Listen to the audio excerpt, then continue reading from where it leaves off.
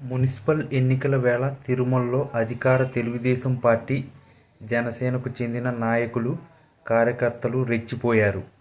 వైఎస్సార్సీపీ కార్పొరేటర్పై మూకుమ్మడి దాడికి పాల్పడ్డారు. వైసీపీ కార్పొరేటర్లు వెళ్తున్న బస్సుపై రాళ్లతో దాడి చేశారు. వారిని బలవంతంగా ఎత్తుకెళ్లే ప్రయత్నం చేశారు.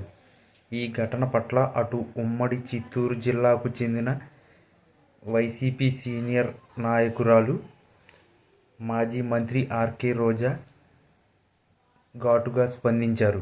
ఈ దాడులకు ముఖ్యమంత్రి చంద్రబాబు నాయుడు, ఉప ముఖ్యమంత్రి పవన్ కళ్యాణ్ సారథ్యంలో రాష్ట్రంలో అధికారంలో ఉన్న తెలుగుదేశం, జనసేన, భారతీయ జనతా పార్టీ సంకీర్ణ కూటమి ప్రభుత్వం బాధ్యత వహించాలంటూ డిమాండ్ చేశారు.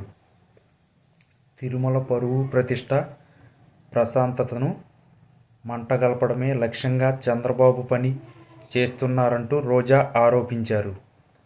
గతంలో తిరుమల లడ్డూ మొదలుకుని టోకెన్లు కౌంటర్ల వద్ద తొక్కిసలాటలో 6 మంది మరణించడం, ఇప్పుడు డిప్యూటీ మేయర్ ఎన్నికల్లో కార్పొరేటర్లు, మేయర్లు, దళిత ఎంపీ డాక్టర్ మద్దిల గురుమూర్తిపై దాడులు చేయడం వరకు జరిగిన ఉదంతాలు దీనికి నిదర్శనమని అన్నారు.